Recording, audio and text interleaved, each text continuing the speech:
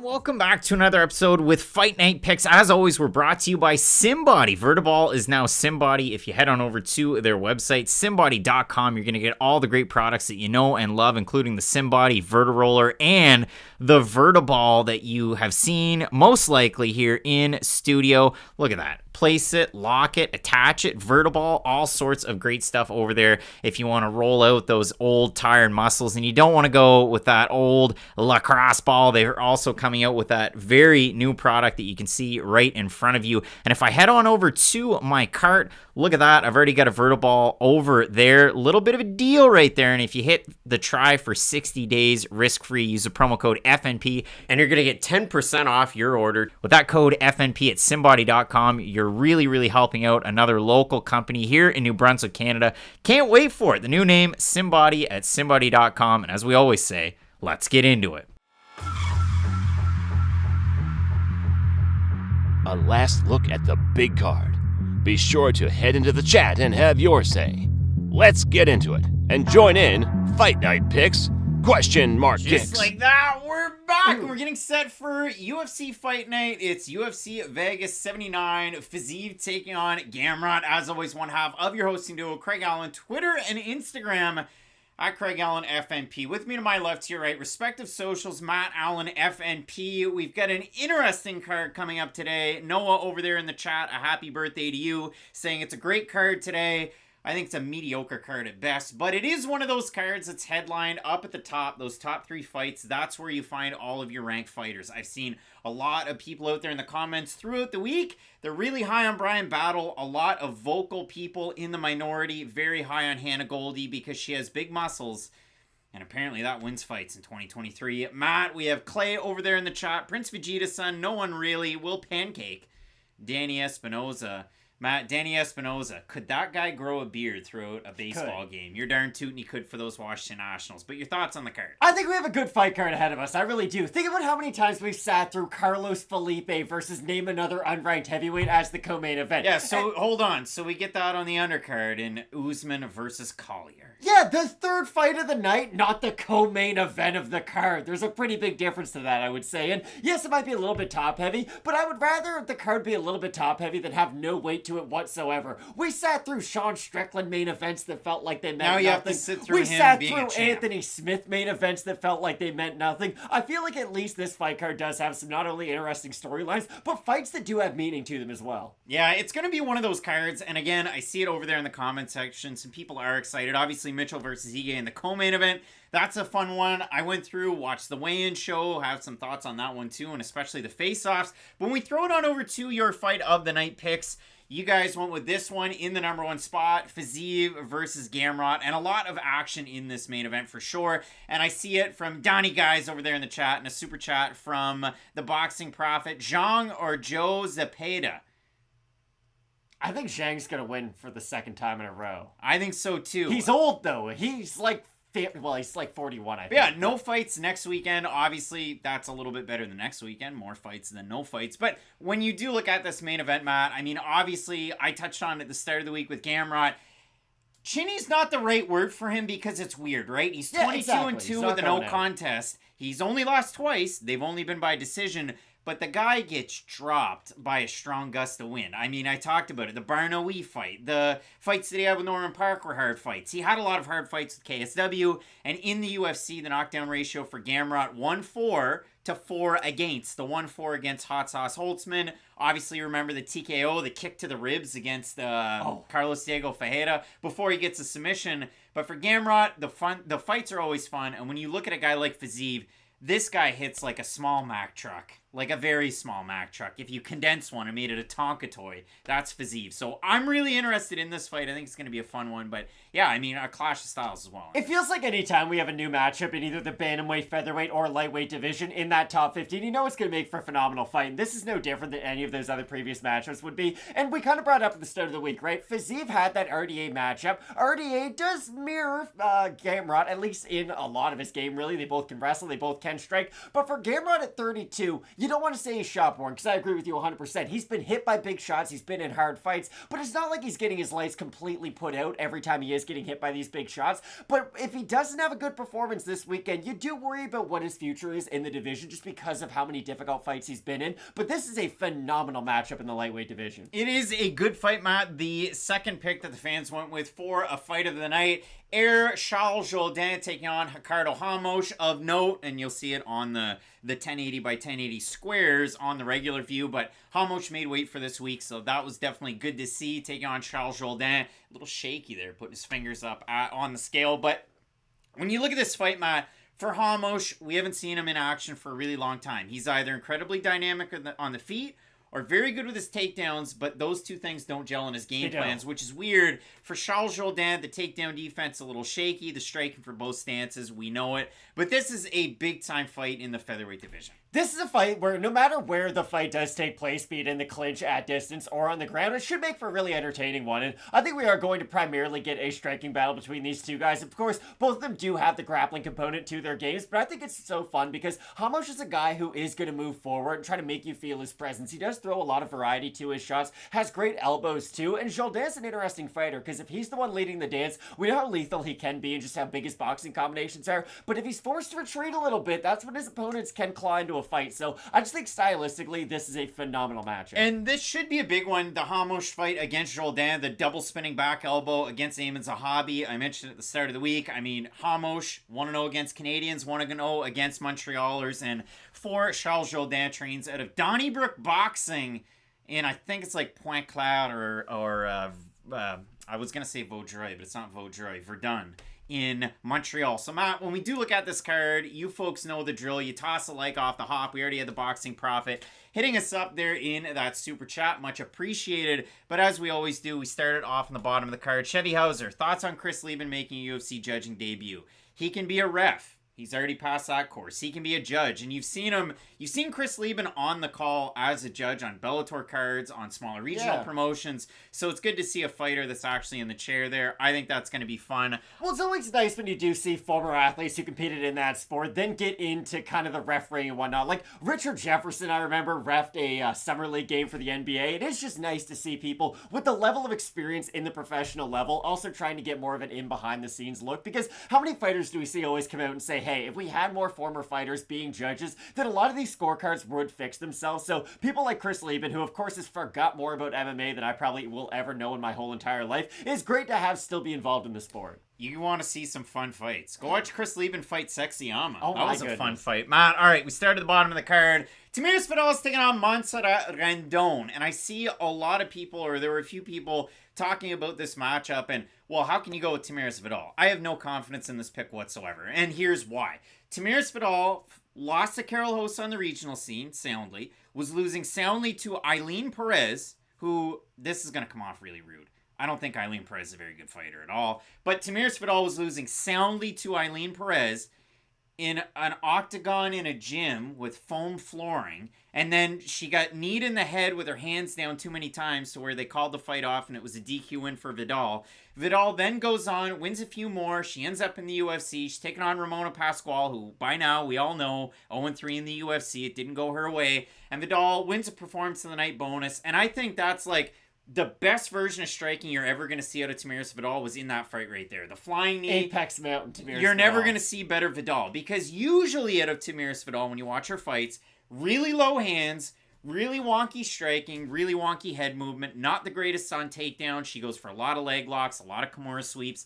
And if somebody's going to take down Tamiris Vidal, she'll accept it. Montserrat Rendon, she's a BJJ brown belt. We showed that at the start of the week. Her husband is in her corner, owner of the gym, ECR Fight Team in Cancun, Mexico. Vacation destination, winning MMA fighters now in the UFC. Tijuana, it's not all it's crack up to be. Go down to Cancun. But Matt, when you do look at this fight, Rendon, they always paint her with a brush of she's a grappler. And I don't know if that's just because, you know, that is her base and she tends to box, or if that's to kind of prop up her boxing to say, well, this is a grappler boxing. Because if you watch Rendon fight, you could completely forget that she's a grappler and not know anything about it, because she goes out there with a high boxing stance. She's quite square in her approach. She throws a lot of double jabs, overhand right, and she'll throw a right uppercut every now and again.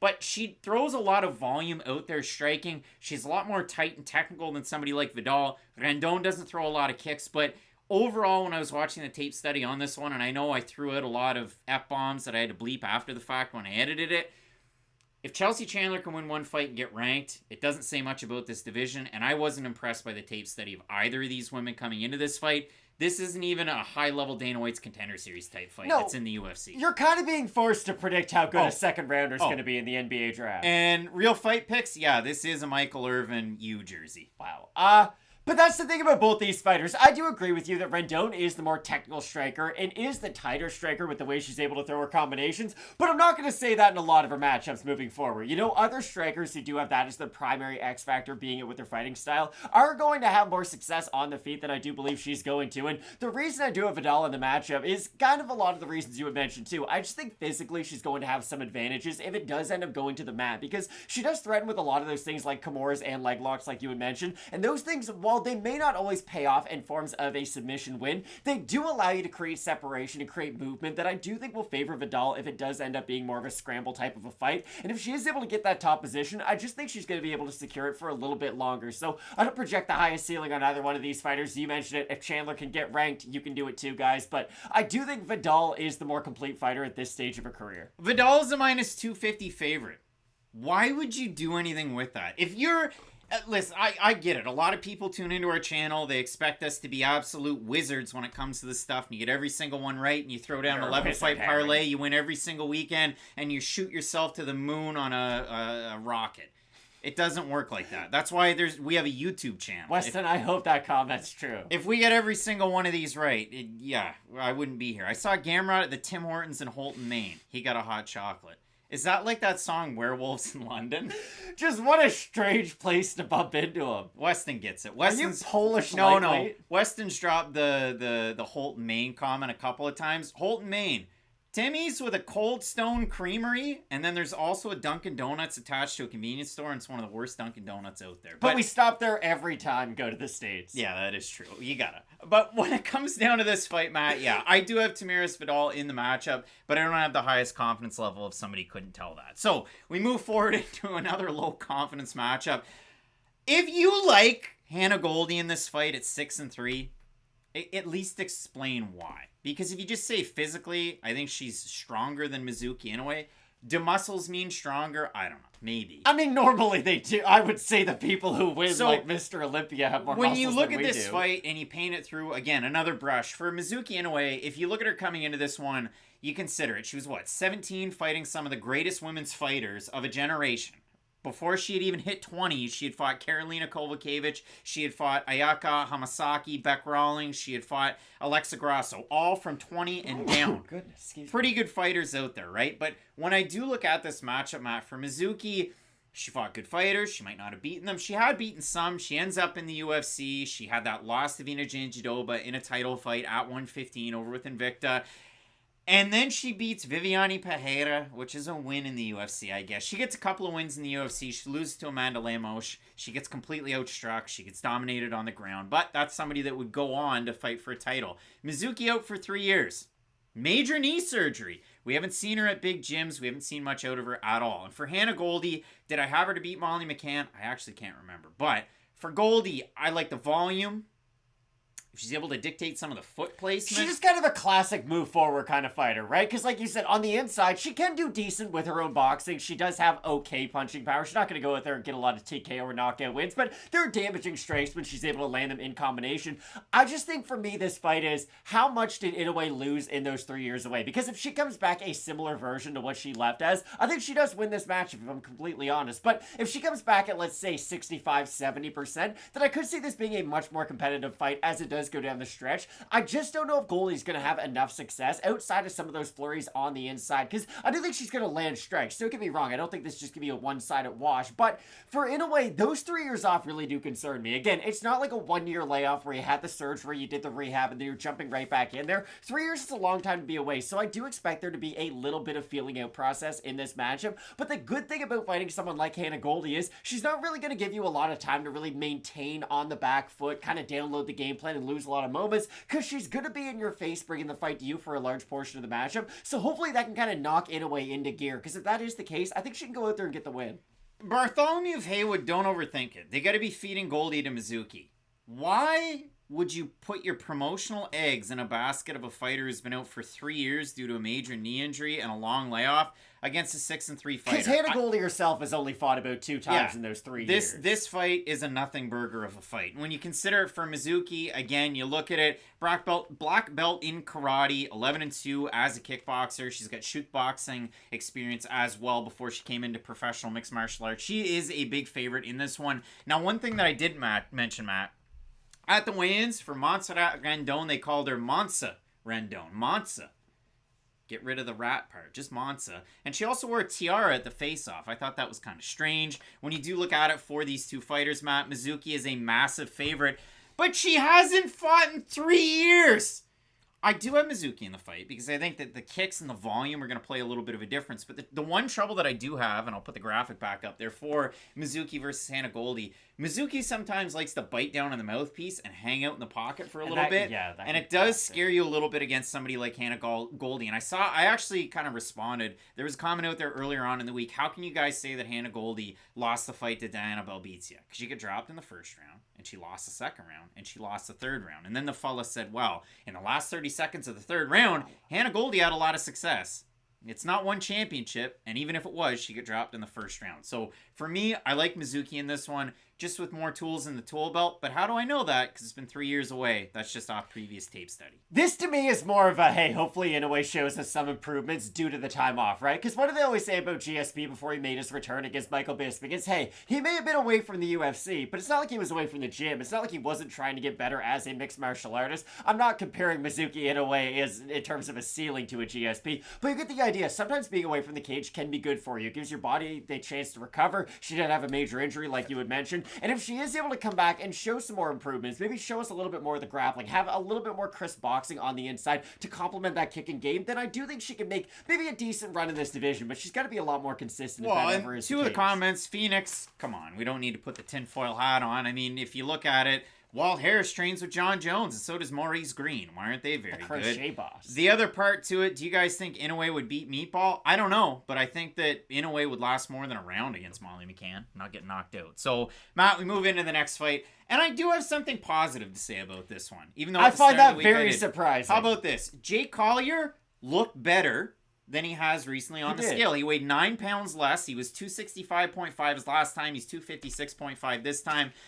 Mohammed Usman and his awful tough 30 winner tattoo walked across, tried to mean mug at the face-offs. Collier wasn't having it. But when you do look at this fight, Jake Collier, can he throw volume for 15 minutes? You know he can on the outside. This guy can also absorb punishment quite well. So if you look at it for Jake Collier, I think he's a better striker than Mohammed Usman. Could Usman land the one big seminal blow to win the matchup?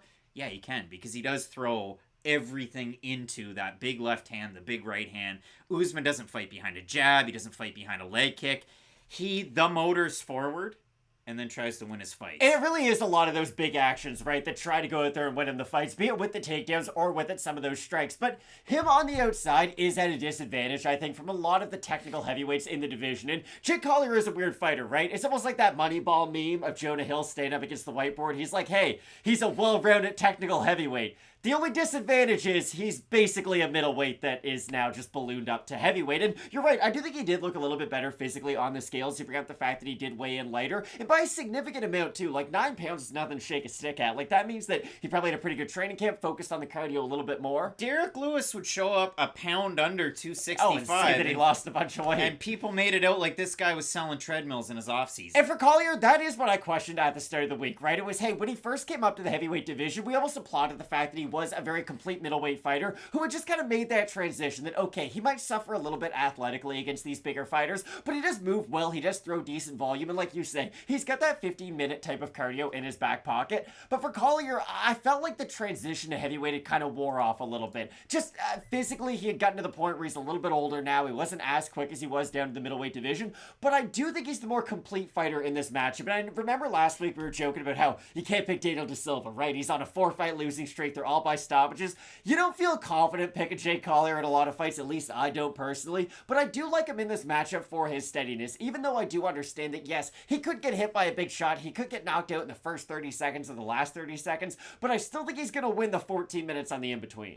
The Boxing Prophet. Anyone that knows the MMA weight classes, can you give them to me, please? I appreciate it. 125's flyweight. 135's bantamweight, 45's featherweight, 55's lightweight, 165 is super lightweight, but they don't use it. 170's welterweight, 185 middleweight, 205 light heavyweight, and 265. Between 205 and 265 is the heavyweight division. But when you do look at this fight, though, Matt, yeah, for me, I have Mohammed Usman. I think the athleticism, you hate to say that, right? But I think the athleticism is going to carry him to a win in this one. Jake Collier, being that lighter guy, you'd think it would equate to better footwork, but it doesn't really. I do like the volume that he has, again, and I picked him to win, if not in every single one of his losses. Was this Dana White's If You Don't Know, Now You Know and fight? I see Tim Rose is there. Shout out, Tim. And let me get a little bit red and think about it here.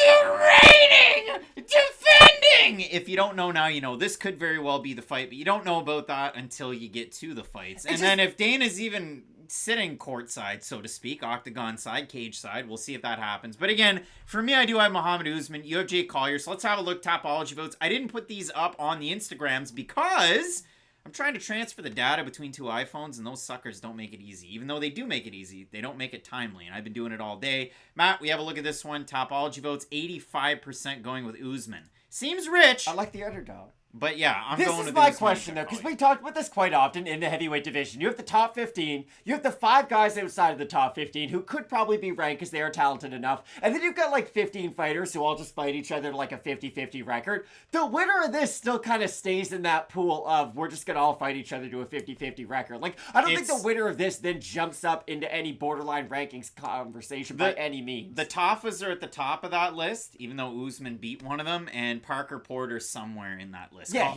Yeah. Spin zone Heavyweight's just in a weird spot right now because it does feel like you have a definitive top 15 that are definitely better than everybody on the outside, and then anybody on the outside could just beat each other no matter what the given day is. I gave myself a headache doing that. If you can toss me a like, I would appreciate it. Matt, we got to get those up there. Jacob Malkoun's taking on Cody Brundage. And again, I said this about Jake Collier, and I'll say it about Cody Brundage. I pick him to win pretty much every fight. I can paint you a great picture of Jake Collier, even though I didn't just pick him. I can also paint you a great brush for Cody Brundage. So let's go through these fights. He's 8-5, and I'll tell you how he was winning them until he wasn't, and then he lost. Is that fair? You think that's fair? Wow. It's a real quick Cole's Notes. Are you ready, It kids? starts off on Dana White's Contender Series 2020. He's taking on William Knight. He pressures him. He takes him down. He's having a ton of success. He gets back up. He gets finished. That's Cody Brundage's first loss. Takes on Nick Maximov. They wrestle. They grapple. Cody Brundage lands better strikes. Nick Maximov lands more takedowns and has more ground control time. Nick Maximov wins that fight. Brundage takes on Michael Olachechuk, gets him down to the ground, gets reversed, gets stacked, gets finished. Cody Brundage loses to Olachechuk. It really is that the surgery was a success, but the patient died kind of scenario. Takes on Adolfo Vieira, drops him in the first round. Second round, Vieira presses the pace at the start of the second. Cody Brundage, what worked for me in the Dalcha and Gambula fights, taking me to the top. I'm pulling guillotine, bruv. Didn't work for him in that one. Got submitted by arm triangle choke after Vieira got out of the guillotine. And Brundage's last time out took a short notice fight against Cedricos Dumas. Tried to take him down in the first round, had some success with it, gassed out at the end of the first, second round, third round, holding on for dear life, didn't get finished. Matt, Brundage taking this fight on, what was it? Incredibly short notice. Yeah. This fight was announced, I want to make sure I get it right, September 5th. I drew the parallels. Brundage trains out of Factory X Muay Thai along with Josh Frem. Both guys took short notice fights at 185, so you got to make the weight to take on your opponent. Frem got pieced up his last time out against Roman Kopylov last weekend. Jacob Malkoun doesn't hit like Kopylov. He's not the same fighter as Kopylov. Pushes the pace, though. Jacob Malkoun pushes the pace. I talked about his takedowns, but again, 8 against Al Hassan, 6 against Dobson, 7 against Allen, 9 against Maximov. Malkoun tired himself out in that Dobson fight. Dobson rallied with his boxing in the 3rd round. I like Jacob Malkoun in this fight because the kid's got a motor. And I think the short notice nature is going to affect Cody Brundage for that very reason. If you're fighting a fighter who's also just going to be kind of that one-hitter quitter, one-round fighter, then short notice isn't really going to bother you, right? He's only going to be in there for 5 minutes. You might as well be in there for 5 too. But Jacob Malkoun not only can fight with a pretty high gas tank, he's going to shoot a high volume of takedowns too, which is also going to force to just be a lot more tired. Now, Cody Brundage can wrestle, though, is the thing. Brundage can wrestle. He's and that's the thing. So I do think he's going to have a decent chance of defending a lot of those early takedowns, and that's when I do think the cardio is going to become the most important factor, because if he is able to defend a lot of those early takedowns, and it is one of those bend but don't break situations, I just think takedown after takedown, round after round, they're just going to get a lot more difficult to defend. And if Malkoun, he's not going to be the most entertaining fighter in that top position, right? He's not going to go mount up and full mount, rain down, ground and pound, and then choke you out like he's Damian Maia, but you're gonna win the fight if you can spend a lot more time on top than you do bottom, and for that reason I do like Malkoun. I'm surprised he is such a big favorite though, just because up until this point he has really wowed with the pressure, with the wrestling. It hasn't been a ton of finishes though, and I feel like a lot of the times when you do get one of those minus 650, minus 700 favorites, odds makers are almost relying on a finish for them to go out there and get the win. And it's just like Josephine Knudsen last weekend against Marina Rodriguez. There were so many people that argued with me on Twitter. She won her fight 30-24 on one of the judges' scorecards. I thought every round was a 10-8. She got the fight down to the mat, which is in Marnik Man's territory, and hit her with ground and pound, steadied up, hit her with more ground and pound. And people were like, but why didn't she get the finish? Well, she completely dominated the fight, so I don't care. For Jacob Malkoun, he got finished by Phil Hawes in the debut. That was a tough one. And since then, just the Brendan Allen loss. In the other wins, he's been successful with a lot of the takedowns. To me, it's, we didn't get submitted by Brendan Allen. You haven't gotten submitted by these other players. I don't like how big of a favorite he is. But for the sake of a pick, yeah, give me Jacob Malkoun. So we'll move on to an absolute banger of a matchup. And I'm surprised that this wasn't in the fight of the night screen, as voted by you folks in the YouTube community tab.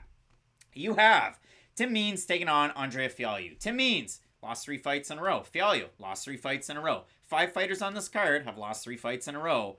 That's why it's not a great card. But when you look at these fights, Matt, for Fialho, high tight guard his last time out. Wasn't really active with the hands. By that, are you not excited for this fight? No, I am. Hear me out. And he got head kicked, knocked out by Joaquin Buckley, who then hit him with a bink. Robin Black probably trademarked that. And then he hops up on the cage and let out that Piotr Jan scream. And for Andrea Fialho, you got to come into this one, you got to win. Especially when you're 29, especially when you're burning the candle at both ends. Taking these fights so gosh darn quick. And when you look at a guy like Tim Means, career arc, it's almost over. But we want to get this guy off or out on the right foot. You don't want a Mike Pyle type loss in the last fight. So when you look at this one, Matt, for Tim Means, the kicks are great. The southpaw stance is great. And I touched on this at the start of the week. I could see Tim Means winning this fight as an underdog. There's other underdogs in this card where I kind of scratch my head and I look at method of victory and I have a hard time. Tim Means throwing kicks, pounding the body, and getting himself out of danger, and also working that really good clinch that he has. Yeah, working those elbows, leading with elbows instead of punches. Tim Means is a tough out for anybody. And even if you look at the losses in the last 3, the Morono loss, he won the first round. In the second round, he was winning it, gets in tight. Goes in for the takedown. Morono gets him into the guillotine. That's Morono's bread and butter. And then you look at the Kevin Holland loss. He got submitted in that one. Sandwich in, he loses the decision where he got dropped by Max Griffin early. And then, I know it was a split decision loss, but I did think Max Griffin won that fight. For Fialho, he's been finished in 3 straight. So, again, when you look at this one over there in the comments section, Bob Redneck, I hate to say it, but Dirty Bird did not look good on the scale. I thought there were a lot of fighters that didn't look good on the scale. I thought both these guys didn't look too bad. I mean, Dan Argueta, they had the hoop. He wore sunglasses after. His eyes looked bad. Miles Johns didn't look great on the scale. Like, there were a lot of fighters that didn't look great. I didn't think Means was one of them. But in this one, Matt, Again, 39-year-old Means, I worry a little bit. He doesn't tend to get dropped a ton, even though he did, again, in that Griffin fight. But, yeah, this is an interesting fight for sure. It is a phenomenal fight. This is one of the higher level, loser goes home kind of fights. Because normally when we're talking about matchups like this, it's two guys at the very, very end of the road, and they don't have much left to give. But even when Tim Means is losing these matchups, there are glimmers of the fighter that he once was when he was that exciting fight of the night style guy. And he still does have a lot of that in him. But that's unfortunately why I think he's going to lose this matchup. And listen, do I want Tim Means to win this fight? Yeah, I want Tim Means to win this fight. It'd be great to see him go out on a really nice win and just kind of end his career that way. But the issue with Means is where he has the most success is when he's moving downhill with his combinations, going from that long range to the close range, getting in tight, using the elbows, and he has a ton of success from that spot. I know he doesn't have the craziest level of power at this stage of his career, but they're still damaging shots. Those elbows can still cut up his opponents. Like, he still is a very threatening fighter when it is contested on the feet, but the problem is he's going to walk into a lot of power shots. And for Fialho, it's a weird thing because Andre's a guy who does fight very well moving forwards, and against Tim Means, it's going to be a difficult situation to find yourself in. But even if he's moving backwards, all he's got to do is land that one big shot. And I brought up at the start of the week, I want to mention it again. Tim Means is beating the brakes off Nico Price until he wasn't. And that was another fight where he was moving forward, having a ton of success. But the second Nico Price was able to move off the center line, counter with a big shot, it was kind of it for Tim Means. And I do worry that this fight's going to follow a very similar path. And we talked about it with both these guys. Means is going to hit all three levels. In his last 6 fights, 33% of his shots to the body. That's massive. For Andrea Fialho, he's got great hooks to the body, but facing a southpaw, we'll see if that even comes out at all. Because Means isn't to the Donald Cerrone of getting hit to the body, but Tim Means is susceptible to getting hit to the body because of that really high guard that he has. And when you hit him, the wheels can kind of go off a little bit. So I know I do have Andrea Fialho in the matchup, even though I talked the entire time about Tim Means, but this is going to be a big time fight. And I can see everybody over there in the comment section. They're pretty well split on it. Tim Means to me is like Grievous Vasquez. People are like, Matt, shut the hell up about Grievous Vasquez in 2023. And the Raptors, that guy. He was slow, though. He looked like he was moving through mud at all times, but still, he was very good. There's just some people out there who you like watching them compete in whatever sport they do. Tim Means has always been one of those guys. I've never hit that. Is he going to be a ranked fighter anytime soon? Heck no. Is he going to beat anybody that great at this stage of his career? Probably not, but it's been a fun run for him. Well, we'll have a look at Tapology just to see what the folks are thinking on this one. Because, again, our comment section, you guys seem to be about 50-50. 71% going with Andrea Fialho over on Tapology. So, not that close. Kick's good saying this fight's definitely not going to decision. Probably not. Yeah, we'll see how it goes. And we'll see if Andrea Fialho comes out with like a Tyron Woodley approach. We're just going out on our shield. All right, so these two guys, they made the weight, Matt, but they both look terrible doing it. They did. And I don't say that most weeks, but Miles John's eyes look bad. And Dan Argueta, everything looked bad. Now, he didn't shave his head to make the weight, but they did have the hoop around him. He did make weight. So both these guys they're successful. You got a couple of big-time gyms going at it. Obviously, we know for Dan Argueta, sometimes he's a translator for an English-only speaker. And Cub Swanson, I don't know if Cub Swanson speaks another language, so I just say that as a joke. But for Argueta, Cub Swanson protege, and he also trains at a Jackson Wink MMA. Damon Blackshoes trained there at one point, and that guy's pretty good. But when you look at it for Dan Argueta, he was looking great against Ronnie Lawrence. I know we talked about the Phantom Tap, but a really good performance there, and he's looked amazing throughout all of his career, except for that loss at 145 against Damon Jackson. And I'm going to hazard a guess that for Dan Argueta with championship aspirations, they might be at 135, they might be at 145 at a point. But Argueta in this matchup against Miles Johns, John's a guy that fights behind a big right hand to close distance. He does move pretty well on the outside for a guy that likes to stand and plant the throw.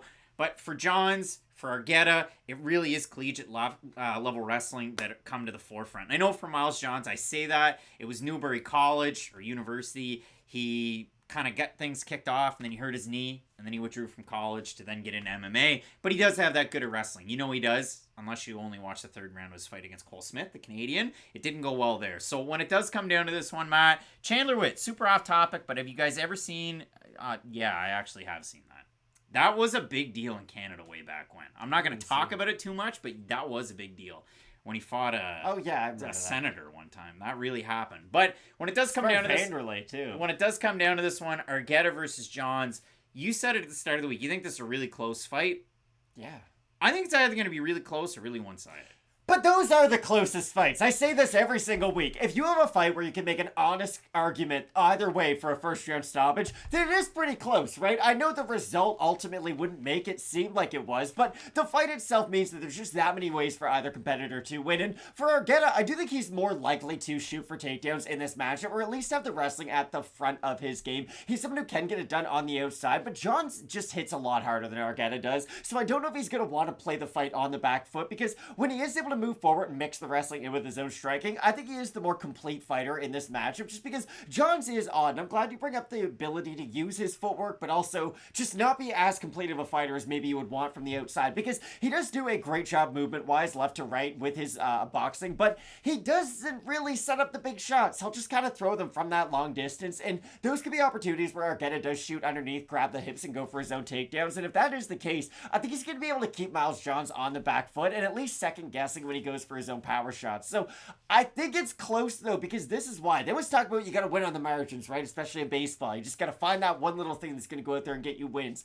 The margins in this fight is, what's both guys going to be able to do with that close range? Because if Argueta is able to complete takedowns, he should be able to win this fight. But if Johns can make him pay with those uppercuts up the middle, or just any damaging shots in that distance, then it's going to do the same thing for Argueta and deter him from going for more. Look at Miles Johns, Contender Series UFC. Just pick that sample size. You look at the two losses. John Castaneda, very fast. He's slippery. He's a southpaw, and he's hard to track down. And then you look at the other loss to Mario Bautista. Rankings adjacent is Bautista. You saw the flying knee in that one. For Miles Johns, the only time we really saw him tested in the third round, again, that fight against Cole Smith, BC's own. When you look at a guy like Dan Argueta, I always worried about his gas tank because of that fight that he had against Ricky Tercios. Wins the first round, second round's really close, so they have the sudden death third round, and he tires out with the wrestling in the third round. But what I like out of Argueta is, even in the Nick Aguirre fight, on short notice for both men, but Aguirre's short notice UFC debut, at 145 in the third round, Argueta was still going for it. Argueta was getting the takedowns against Ronnie Lawrence. You might say, well, Miles Johns, again, these numbers, they're always a little chintzy, but 69% significant strike defense and 92% takedown defense. His opponents have gone 1 of 14 in takedowns against him. That is very good, but for me, I do like Dan Argueta in this matchup. Again, we talk about power gyms. For Miles Johns at a Marathon MMA with Trey Ogden, with Garrett Armfield. Armfield is a guy that can definitely replicate Dan Argueta, and this is that fight. Battle for LFA bantamweight title fighter supremacy. Both guys former champs over there with the LFA. I think this could be a sneaky fight of the night. I do. I could see this being one of those back and forth type matchups where it's a really close fight by the end of it. Everybody's arguing as to who should have won, but both guys do a lot of damage and have complete performances. I do have Argueta, but I could see this being a good one. Hey, babe.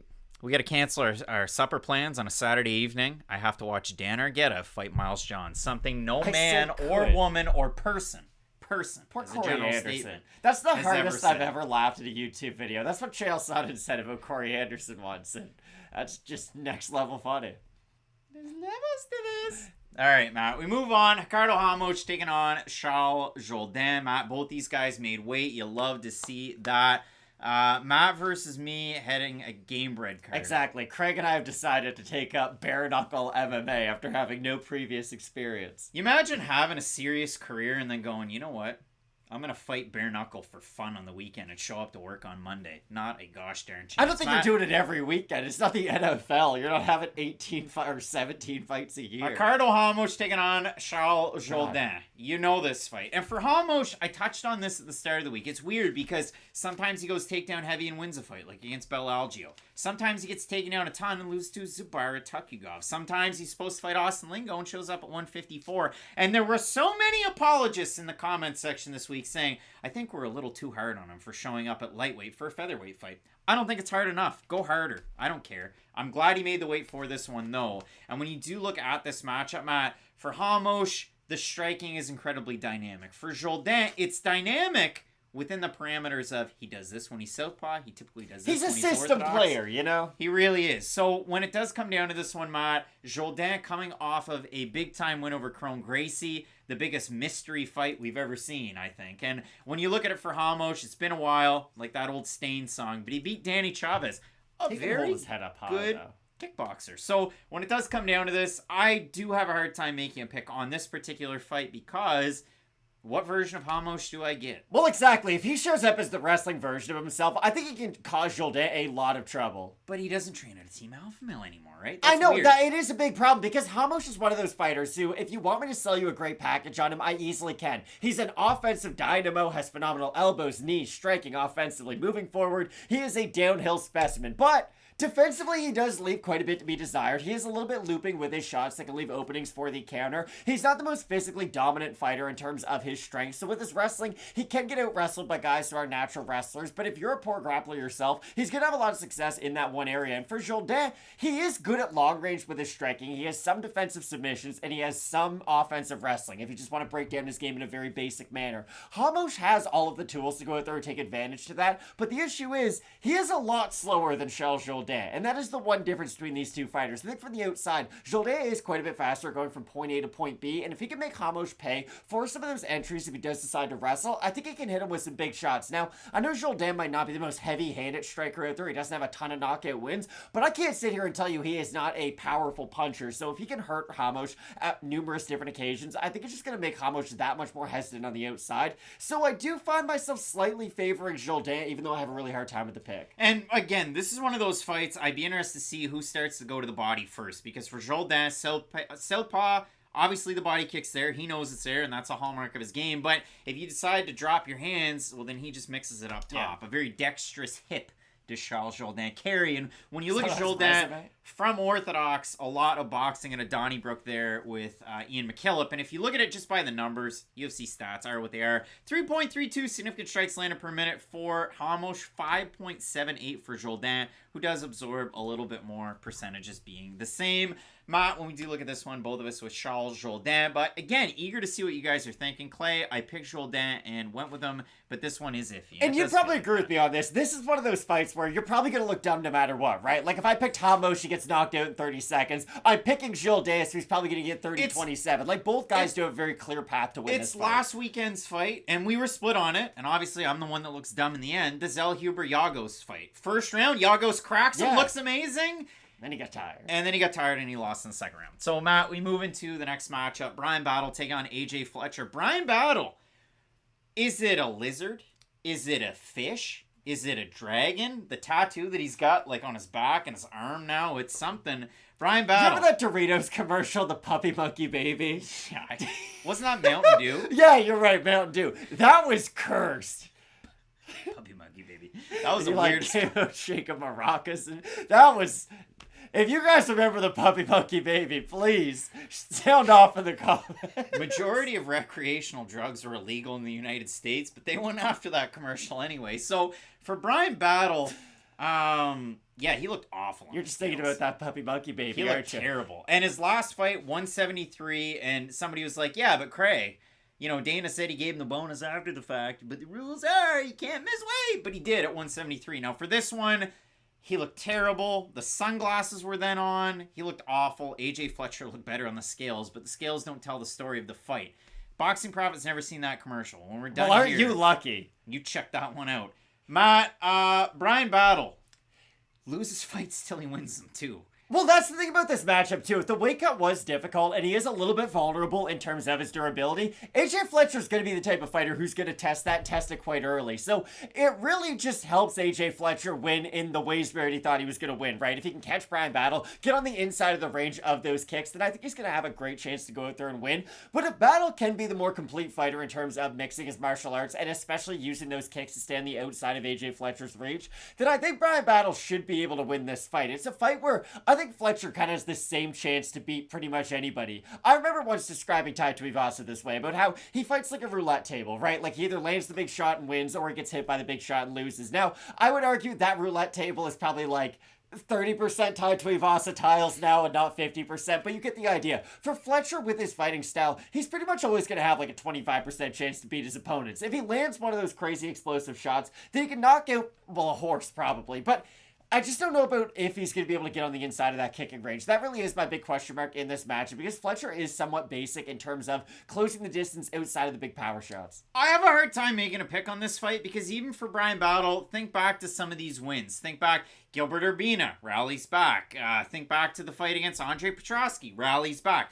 Bryan Battle has to rally back in these fights because he goes through a lot of adversity. And you saw him more or less, in a figurative sense, broken against Rinat Fakhretdinov. And I know Fakhretdinov's a good fighter, but he ground him out. And then at the start of the third round, walked through very, very close distance, hits him with a straight right, drops Bryan Battle. So again, you do see that reach advantage of 10 inches for Battle, but he gives up a reach advantage in a lot of his fights. Even against Gabe Green, hits him with a tight end close shot, but Gabe Green crashes the distance, gets through the reach advantage, and then they go rock him, sock him until one of them goes down. It is going to look like Bobby Portis got switched out onto like John Wall in the perimeter though, just because physically these guys don't really look like they belong in the same weight class. Like Fletcher, if he lost quite a bit of muscle, could easily fight at lightweight, whereas Bryan Battle... and Dana White on Contender Series figured that he would. That. And Bryan Battle probably should be fighting at middleweight, so it is kind of surprising that they're meeting in the middle, just because physically, if Battle is able to rehydrate quite a bit, he should have a decided size advantage. Yeah, I would stay away from this fight with a 10.5-foot pole, to quote Dr. Seuss. All right, Matt, we move into the next matchup. 39.5 foot was that, but I don't know. I mixed two different references. Marina Rodriguez taking on Michelle Waterson-Gomez, 6-pack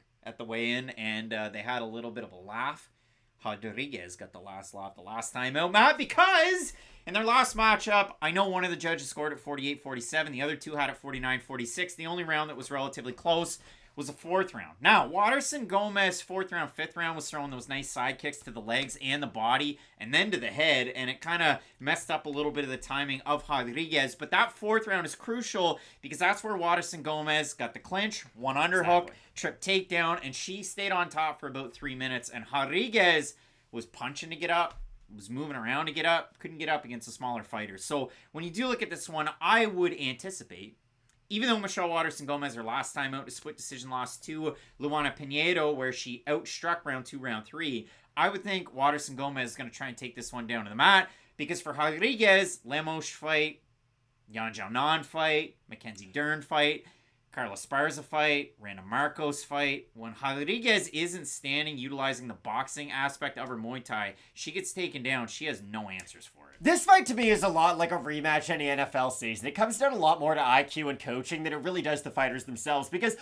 think about it, the Dolphins had their worst passing game of the year last season against the Chargers, right? They were awful. Tua didn't look very good. Mike McDaniel, though, for not probably looking like a traditional head coach, went out there and put together a completely new game plan, and they destroyed the Chargers defense and looked really good. It came down to the adjustments they were able to make. And for Waterson-Gomez, she knows how she can win this fight. You said it. She had success in the fourth round. She was able to get the takedown. And for as good as Rodriguez is on the feet, she does struggle tremendously off her back. She just really goes for lockdown positions, prays that the ref's going to stand her back up, and then but now the new rules favor that, Matt. Well, that's fine. But for Rodriguez, it hasn't necessarily worked for her up until this point in terms of winning rounds, right? She loses any round she ever gets taken down in. And for Waterson-Gomez, this is why I'm a little bit more down on her chances than I was their first time around in that 5-round main event atmosphere. 5 rounds just gives her that many more chances to get the takedown and go for that many more submissions. I don't know if they're going to be as often or readily as available in this matchup. And it is kind of odd, right? You always think in your mind, at least Rodriguez is the much younger fighter, right? Michelle Waterson-Gomez has been in the public eye for a lot longer in her career. She had the very famous Invicta run, came over to the UFC, fought Paige Van Zandt, the whole thing. So it is a little wild that Rodriguez, well, they're basically the same age. So it is kind of wild that coming into this, because you would assume, oh, Waterson-Gomez is kind of the old guard on her way out, and Rodriguez is the one on the move, or on the rise, but that's not really the case, is it? No, and when you do look at a lot of talk about college football over there, I think the Chargers are the most overhyped football team in the entire NFL. Justin Herbert. Now that my guy, my number one, my first-round pick, Austin Eckler, out for another second week, so that hurts a little bit. But yeah, how's for Nick me, Chubb doing? I'm sorry. I do have Marina Rodriguez. Listen, Kareem Hunt's back in the fold. I'm excited about that. And Jerome Ford played well last game. But when I do look at this one, yeah, I think that Rodriguez, usually if you have a kicker who can wrestle, I mean, that's a prime way to beat a boxer, but it's not that simple. And so for Rodriguez, I do think she'll be able to get it done. But both these ladies on losing streaks. For Rodriguez, 2 in a row. For Waterson-Gomez, it's been a 3. So we look forward to a co-main event, Matt, that features Bryce Mitchell taking on Dan Ige. Bryce Mitchell, he's supposed to fight a couple of different fighters. But a guy who doesn't believe in gravity, yet has his feet firmly planted on Earth. Interesting, isn't it? If the world's shaped like a plate, Matt, it holds you down, I guess. I don't know, Matt. But for Bryce Mitchell, he's supposed to fight JSP, Jonathan Pierce, and then he was supposed to fight Movsar Evloev. Those fights fell out. Bryce Mitchell said on the Instagrams he had a back injury. Now he's coming into this fight against Dan Ige. And that was going into a pay-per-view card, UFC 288.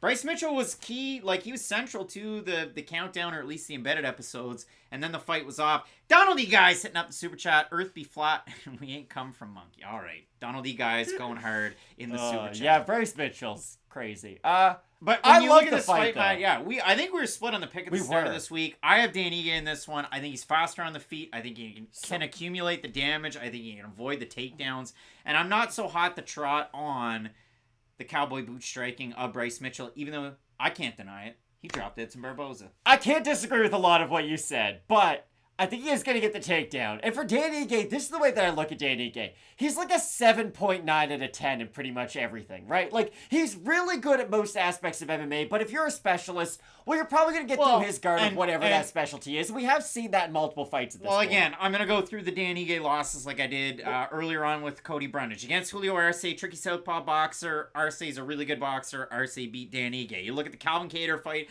At the end of the jab, Ige couldn't get through. He loses against TKZ, gets taken down, and he just can't figure out the rhythm of the fight against Gavin Tucker, though, in a win. Oh, baby. Gavin Tucker would get beat very quick by Bryce Mitchell, though. But yeah, well, after that Diego Lopez fight, I think you're right. But when I do look down at this fight, Matt, though, for Dan Ige, the last 2 wins, he's looked great. I know Nate Landwehr isn't nearly a carbon copy of a Bryce Mitchell, but no takedowns. All the success in the world on the feet. And for Ige, you saw the blueprint of Topuria on the feet. They're not the same fighter, but yeah, that's why I like Dan Ige in this one.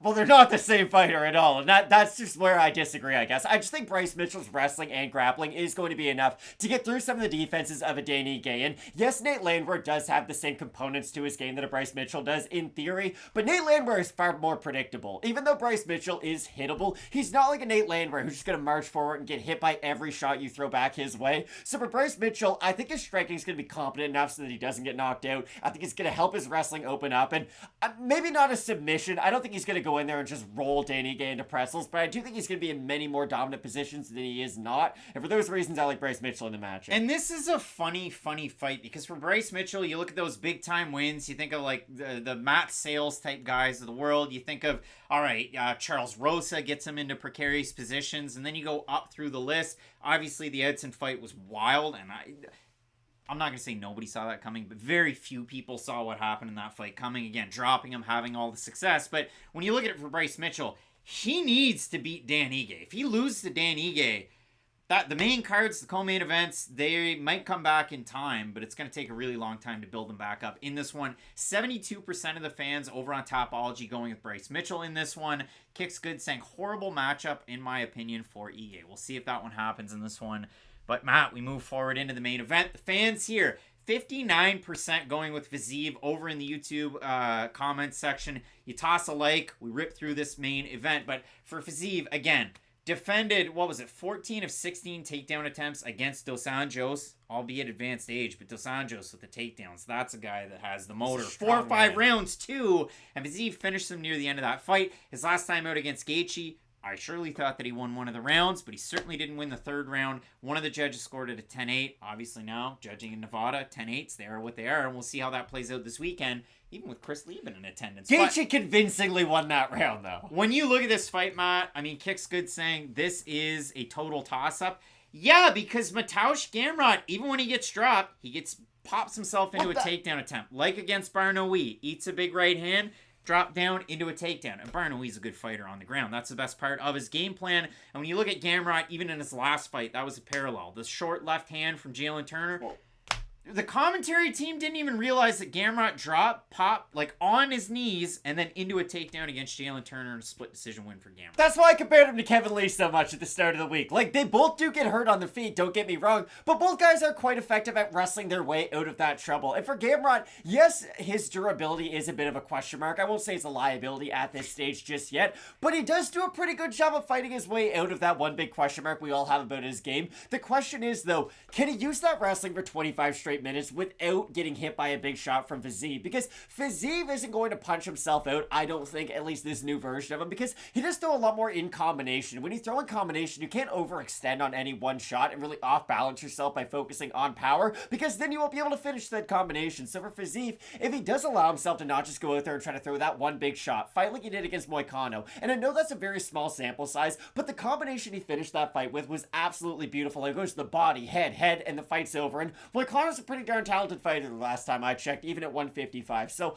I love this fight because it's going to be good from the first round to the fifth round. I don't think either guy's really going to struggle with their cardio to the extent of, it's past, the 3.5 minute mark of the third round. Third round, Fiziev versus Green. That's what you want to avoid. You do a little bit, but again, he looked great in his 5-round fight after that, where he got the stoppage in the fifth round. So hopefully he was able to solve some of those gas tank issues. I just don't know if Gamrot's going to be able to avoid that big shot. And the thing is, too, even if he is able to wrestle his way out of some of those positions, if he's not really dominant for about 4 of those minutes in a round, I doubt a lot of those rounds are going to go his way if he is eating the big shot as a result. So I have Fiziev. I think his footwork's going to help him evade some of those open distance takedowns in the middle of the cage. And I think his striking is going to be more than enough to hurt a guy like Gamrot. But I'm really excited for this fight. I think it's going to be absolute fireworks. Mateusz Gamrot is in an elite tier as far as getting takedowns, sustaining that cardio advantage 2-5 rounds. You know him as the KSW featherweight champ, the lightweight champ. You've seen him with a split decision win over Arman Tsarukyan. I know it's very debatable, but when you watch a guy like Gamrot fight, there's Gamrot, there's Tsarukyan, there's Islam Makhachev,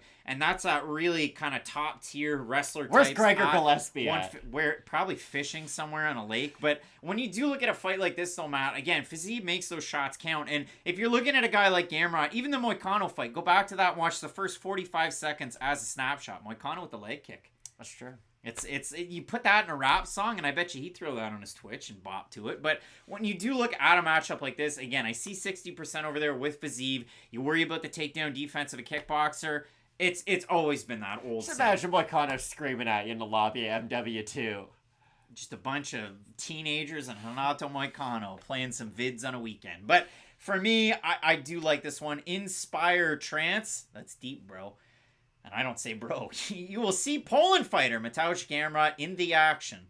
Well, I sure as heck hope so. Inspire Trance. I hope we don't get like a, who was it? A Kennedy and Zechiku, Iwan Kutsalaba type main event on short notice. Derek Lewis, Sergey Spivak. Can't happen. Well, you get that co-main event as a main. I do like Fiziev in this fight, but yeah, like I said, some big-time fights. Morphatrix, legendary Polish takedowns. We could see it. Both these guys train at awesome gyms, too. Killcliff FC for Fiziev, ATT, and the gyms back home for Poland's Mateusz Gamrot. Matt, we stacked the deck. Both guys in wild physical condition, too. I will say that. Both guys I thought looked decent on the scale. Like, Fiziev and Gamrot both look a little drained, but you can tell they're both really ready for this main event. It's a massive fight for both guys' careers. And it's definitely a shot in the arm at the end of the card. And an earlier one from Vegas with 11 fights on it. Hopefully they don't drag that action out like they do sometimes with short cards. But, Matt, we start off on this one, women's 135, a debut, and a fighter who's 1-0 in the UFC. Neither one of them are all the greatest. I don't see either one of them beating a top 10 fighter tomorrow, so put it that way. Say one nice thing about them, Craig. They're in the UFC. They're in the UFC. That's a fact. That's not negative or positive. I have Tamiris Vidal, but with very low confidence. I've also got Tamiris Vidal. It's like we're predicting the 59th round, or the 59th overall pick in the NBA draft. All right, Matt. Mizuki's taking on Hannah Goldy, 58th pick in the draft. I got Mizuki, I guess, after 3 years away due to a knee injury. Yeah, most second-round picks play in Europe. They don't become Nikola Jokic. I have Mizuki in a way. All right, Matt. Then we move forward. Usman taking on Collier. Red Rover. The guy who got an aftermarket tattoo on his... What are the muscles? Just imagine playing Red Rover with Jay Collier after the weight gain. You haven't seen him in a couple of years. The traps on the front. Interesting tattoos for Usman. Let's call Jay Collier over. Oh my god, he's not the man he once was. I have Jay Collier in the matchup. Yeah, all right, I have Usman, you have Collier. We move forward. Malkoun taking on Brundage. Malkoun. I got Jacob Malkoun. I doubt he's going to be a top 15. Means taking on Fialho. This is one of those ones where you're splitting hairs. I have Fialho, but if Tim Means went out there and threw on a vintage Dirty Bird performance, it wouldn't surprise me because how good he looked in that first round before he gets submitted against Marona. It'd be really cool if Tim Means walked out to like separate ways by Journey. I don't have him in the fight. I just think that'd be a really fun walk. Tim Means, now I don't know historically what he walks out to because he's not like a Mariano Rivera with Enter Sandman, but I picture Tim Means walking out to like Dragula. Oh, he dig through them ditches and burn through them witches. I mean, Courtney Casey walks out The Living Dead Girl by Rob Zombie. I'd get behind it. Dan Argueta's taking on Miles Johns. I've got Dan Argueta in this one. So do I, but this is a really close fight. Like, I've said it all week long. This is as close as any fight on the card. Morphatrix. Vidal isn't as good as you guys think she is. She's not good. Doubt the fight finishes. We compared her to the 59th overall pick of the second round. Morphatrix showed up late because I talked about that at the start of the card. I don't think Tamiris Vidal is very good. Hamosh taking on Jourdain. I've got Jourdain in this one. So do I, but no confidence. Cool Banana Boy wants more likes in the video. So do I. Hit that thumbs up button, guys. Battle's taking on Fletcher. I've got Battle, but this is a tight one. I had Battle, but every way he loses this fight is how AJ Fletcher wins the majority of his fights, so the window's open for Fletcher. Rodriguez taking on Waterson Gomez. Somebody tried to dunk on us in the comments today by saying, why are you pronouncing her last name that way? We're not 2007 Josh Smith, so that's the way it goes. I've got Marina Rodriguez here. I've also got Marina. I think this would be a real solid fight, though. Oh, okay, Morphatrix. That's okay. Elizabeth Morse. There's 4 years that separates. Bryce Mitchell taking on Dan Ige. Dan Ige. I'm hitting singles here. I'm going Dan Ige. Give me Bryce Mitchell. All right. Usually hitting singles at the end of the year means Craig's lead gets squandered. And then we have Fiziev taking on Mateusz Gamrot.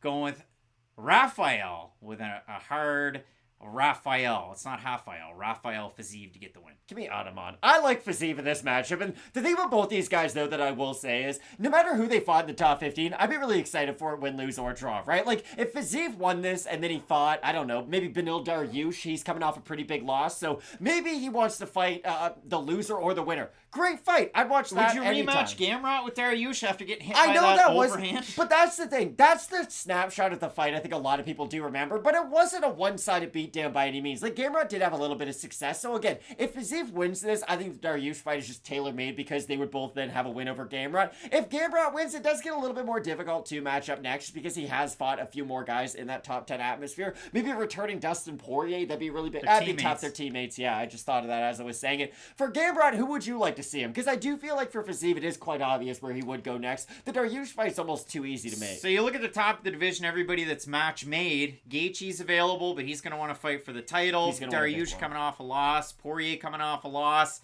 Gamrot's going to have to fight down. They either rematch him with teammate who fights teammates. Arman Zaruki. Would the Chandler fight do it for you? He loves fighting. Chandler's fighting McGregor, you assume. Well, but no one knows, though. You know, like, if that doesn't happen, I think that'd be a fun matchup. Just stylistically, they do complement each other quite well. No one knows what it's like. Gamrot, that'd be a great fight, too, if Oliveira doesn't win the title, or even if he does. Well, we'll see what happens, Matt. No fights next weekend.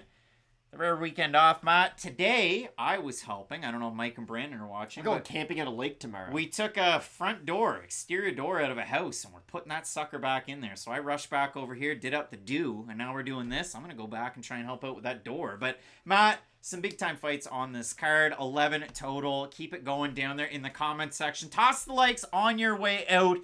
We will update you with the next fights because it's another fight night card at the Apex. Matt, who's excited about Grant Dawson, Bobby Green as a main event? It's a fight. I hate the Apex shows, though. Like, there's enough body of work at this point to say, hey, you know what's great? Crowds in MMA. Did you see that tweet that I sent out this week? I got absolutely put on a poster, not really, by a lot of people that were like, you know what, you should be happy. You should be happy there's fights every week. And you should be happy. Doesn't matter the quality. Doesn't matter if you're Apex. You should be happy. I just say, like, think about how much better the cards were, the ones that we've had in England, the card recently that we had in France for Cyril Gane, the card last week at T-Mobile that was even in Vegas. Like, it adds a lot more to the overall experience when the crowd does get behind the fighters and these athletes. So it's just unfortunate that we are going back to these Apex shows. I understand why they do it, don't get me wrong. It's just a lot more fun from a viewing perspective seeing the crowd involved. Can I say something in a Polish language? Without translating it, there's no way in HE double hockey sticks that I'm going to pronounce whatever you put down there, Matt. I'm not getting baited like a Michael Bisping. Looking forward to the fights. Keep it locked in with Fight Night Picks, as we always say. Let's get into it.